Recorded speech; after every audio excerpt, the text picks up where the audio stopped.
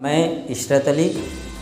मेरा मामला ये रहा कि कुछ दिन पहले कुछ दबंगों ने मेरी ज़मीन पे कब्ज़ा करने की कोशिश की थी। चौकी इंचार्ज और थाना ठाकुरगंज पे से तो काम हमारा नहीं हुआ, लेकिन जब हम डीसीपी साहब को मालूम पड़ा तो मैं वहाँ गया, मुझे बुलाया गया और जब मैंने उनकी पूरी बात बताई तब उन्होंने काम रुकवाया, तुरंत काम रुकवाया और मुझे आश्वासन दिया कि आप कागज़ वागज़ लेके आइए। जब उन्होंने मेरे कागज़ वगैरह देखे तो उन्होंने कहा आपको इंसाफ मिलेगा। यह व्यक्ति जिसको अभी आपने सुना, जो लगातार पश्चिमी डीसीपी सोमेन शर्मा का धन्यवाद करता नहीं थक रहा है, यह इशरत अली है, जिनका ज़मीनी मामला कोर्ट में चल रहा था, जिस पर दबंग कब्जा करने की कोशिश कर रहे थे। आपको बता दें, पूरा मामला थाना ठाकुरगंज के अंतर्गत आने वाले रिंग रोड चौकी का है, जहां पीड़ित लगातार न्याय की गुहार लगा रहा था। इधर दबंगों द्वारा उसकी ज़मीन पर निर्माण होना भी शुरू हो गया था, तो दूसरी ओर वह रिंग रोड चौकी प्रभारी राकेश चौरसिया से इंसाफ की गुहार लगाया जा रहा था। लेकिन जब उसको चारों तरफ से निराशा हाथ लगी तो उसने परिवार सहित आत्मदाह करने की बात कही। एक चैनल को उसने यह भी बताया कि जब वह कार्रवाई करने की बात को लेकर चौकी प्रभारी महोदय से मिलने गया तो चौकी प्रभारी महोदय ने उल्टा उसे ही कई धाराओं में फंसा देने की धमकी दे डाली, जिससे तंग आकर उसने आत्मदाह करने की बात कही। और हो भी क्यों ना, लोग आज पुलिस पर और कानून व्यवस्था पर विश्वास रखते हैं, लेकिन कानून व्यवस्था ही जब सबके दायरे में आ जाए तो आखिर पीड़ित न्याय कहाँ मांगेगा।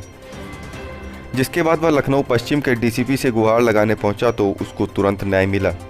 अब इनका दूसरा पहलू भी देखिए, आखिर एक पीड़ित के सामने ऐसी नौबत क्यों आई, उसने क्यों आत्मदाह करने की बात कही। अगर उसने नज़दीकी चौकी से ही न्याय मिल जाता तो शायद वह उच्चाधिकारियों के पास ना जाता। आपको बता दें कि चौकी प्रभारी महोदय पर कुछ दिन पूर्व भी एक महिला ने आरोप लगाते हुए कोर्ट का आर्डर फाड़ने व उल्टा मुकदमा लिखने की बात कही थी। जानकारी यह भी है कि इससे पहले भी एक महिला से अभद्रता के आरोप में थाना शहादतगंज से यह लाइन हाजिर होकर भी आए थे। लगातार इस तरह की घटनाएं सामने आने से पुलिस की छवि तो धूमिल होती ही है, साथ ही साथ चौकी प्रभारी की कार्यशैली भी संदेह के घेरे में आती प्रतीत हो रही है। जहां न्याय मांगने पर पुलिस उल्टा मुकदमा लिखने की धमकी दे, वहां की कानून व्यवस्था भगवान भरोसे ही मानी जा सकती है। संवाद सूत्र की माने तो इस खेल में कुछ तथाकथित सिपाहियों का भी हाथ है, जिसका नाम जल्द सामने आ सकता है। फिलहाल के लिए लेते हैं विदा और आपको सुनाते हैं यह वीडियो को पूरा सुनिए और देखिए कि किस तरीके से चौकी प्रभारी ने दिया था इस कारनामे को अंजाम। इशरत अली। मेरा मामला ये रहा कि कुछ दिन पहले कुछ दबंगों ने मेरी ज़मीन पे कब्ज़ा करने की कोशिश की थी। चौकी इंचार्ज और थाना ठाकुरगंज के से तो काम हमारा नहीं हुआ, लेकिन जब हम डीसीपी साहब को मालूम पड़ा तो मैं वहाँ गया, मुझे बुलाया गया और जब मैंने उनकी पूरी बात बताई तब उन्होंने काम रुकवाया, तुरंत काम रुकवाया और मुझे आश्वासन दिया कि आप कागज़ वागज़ लेके आइए। जब उन्होंने मेरे कागज़ वगैरह देखे तो उन्होंने कहा आपको इंसाफ मिलेगा।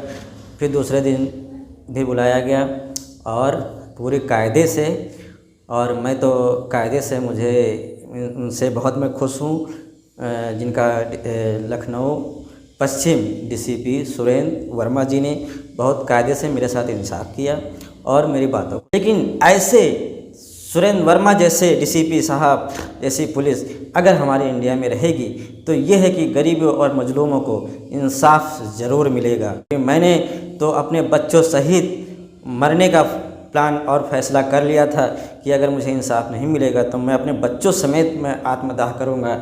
लेकिन हाँ, है सुरेंद्र वर्मा जी हमारे डीसीपी साहब लखनऊ पश्चिम के, उन्होंने मेरे साथ बहुत अच्छा इंसाफ किया। मैं उनकी शुक्रगुजार हूँ कि उन्होंने हमें दुविधा से उबारा और जो है मैं बहुत खुश हूँ।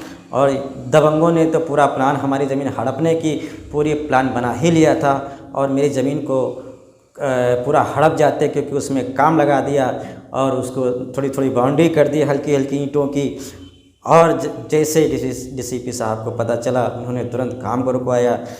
मैं उनसे बहुत खुश। डीसीपी साहब ने एक चीज़ और भी बताई कि अपोजिट पार्टियों को, उन दबंगों को से कहा है कि जब तक इसका कोर्ट का मामला इसमें चल रहा है तब तक कोई हस्तक्षेप नहीं होना चाहिए, और जब कोर्ट का फैसला हो तब आप लोग आपस में जैसे चाहो वैसे कर लेना, लेकिन जब तक कोर्ट का मामला नहीं ख़त्म होता है तब तक विरोधी पार्टी इसमें कोई हस्तक्षेप नहीं करेगी। कोर्ट का ही फैसला सर्वोपरि रहेगा।